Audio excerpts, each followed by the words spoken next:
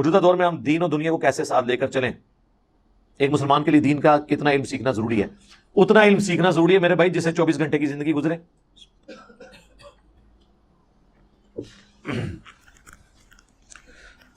24 گھنٹے میں سب سے امپورٹنٹ چیز تو نماز ہے نا. تو نماز کے ساتھ پھر طہارت کے مسائل، وضو، غسل، استنجا، کپڑوں کی پاکی ناپاکی، یہ سب کچھ جڑا ہوا ہے نا.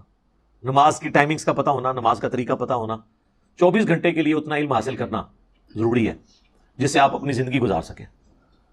تو وہ انسان وقت کے ساتھ ساتھ چیزیں ظاہر ہے سیکھنا شروع کر دیتا ہے. قرآن ترجمے سے پڑھیں، مشکات المصابیح آپ ضرور ڈاؤن لوڈ کر کے احادیث پڑھنا شروع کریں تو آپ کو بیسک نالج آ جائے گا. باقی ہماری ویڈیوز میں ہر چیز ریکارڈڈ ہے. باقی رہ گیا دین اور دنیا ساتھ. اسلام ہی وہ واحد دین ہے جس میں دین اور دنیا ساتھ ہے. باقی دنیا میں جتنے مذاہب ہیں نا یا ادیان کہہ لیں، ان میں ایکسٹریم رویے ہیں.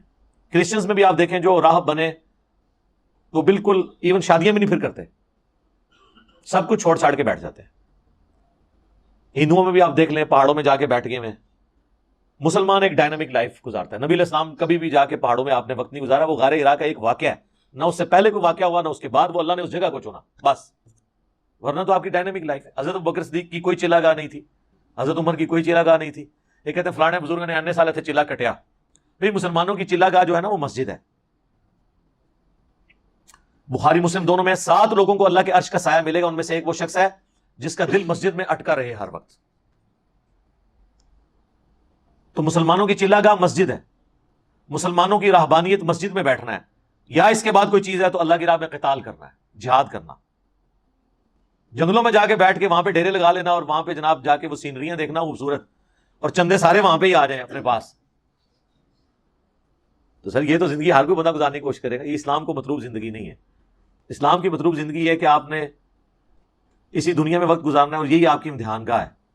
امتحان گاہ سے، اس پیپر دینے والے سینٹر سے اٹھ کے آپ بھاگ نہیں سکتے. آپ کو پرچہ بھی خالی دینے کی اجازت نہیں ہے، ورنہ تب بھی فیل ہو جائیں گے. اٹھ کے بھاگ جائیں گے تب بھی فیل ہو جائیں گے. یہی ہماری امتحان گاہ ہے. بیوی، اولاد، ماں باپ، رشتہ دار، معاشرہ، اسی میں رہ کے ہم نے وقت گزارنا ہے. اور لیکن اس میں ہر لمحے ہم نے یہ ڈیسائیڈ کرنا ہے کہ کون سی چیز قرآن و سنت کے مطابق ہے ہم اس کو اڈاپٹ کریں، جو خلاف ہے وہ چھوڑ دیں. اس چیز کا آپ نے خیال رکھنا ہے. تو نارمل زندگی گزاریں. میری بھی آپ کے سامنے نارمل زندگی ہے. دین اور دنیا کو الگ کرنے کی ضرورت نہیں ہے. دنیا بھی کبھی دین بن جاتا ہے اور دین بھی دنیا بن جاتی ہے، صرف ایک چھوٹی سی نیت کے فرق سے، ایٹیچیوڈ کے فرق سے. جو لوگ مال کمانے کے لیے دین کا کام کر رہے ہیں، کام تو دین کا کر رہے ہیں لیکن اللہ کے نزدیک وہ دنیا داری ہے. اور جو بندے اپنی دنیاوی ایجوکیشن کو، دنیاوی تعلیم کو، دنیاوی سٹیٹس کو اللہ کے لیے لگا کے خود بھی دین پہ چل رہے ہیں اور لوگوں کو بھی بلا رہے ہیں، اللہ کے نزدیک وہ دیندار ہے. تو دین اور دنیا کو الگ چیز نہیں ہے، ایک ہی چیز ہے. دنیا یہ پلیٹ فارم ہے جہاں پہ آپ نے دین کے مطابق زندگی گزارنی ہے. یہ اسی طریقے سے ہے کہ جی ہم کشتی کو اور پانی کو کیسے ساتھ ساتھ لے کے چل سکتے ہیں.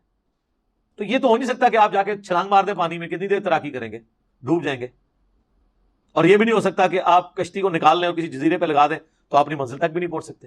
تو یہ پانی کی دنیا ہے، وہ کشتی، وہ دین کی کشتی ہے جو اس پانی کے اوپر ہی چلے گی. لیکن اس پانی کو کشتی کے اندر نہیں داخل ہونے دینا، ورنہ کشتی ڈوب جائے گی. پانی کو آپ غائب نہیں کر سکتے، ورنہ کسی جزیرے پہ جا کے بیٹھ جائیں گے، منزل تک پہنچ نہیں سکتے. تو دنیا میں ہی رہ کے اپنے معاملات کو لے کے چلنا ہے.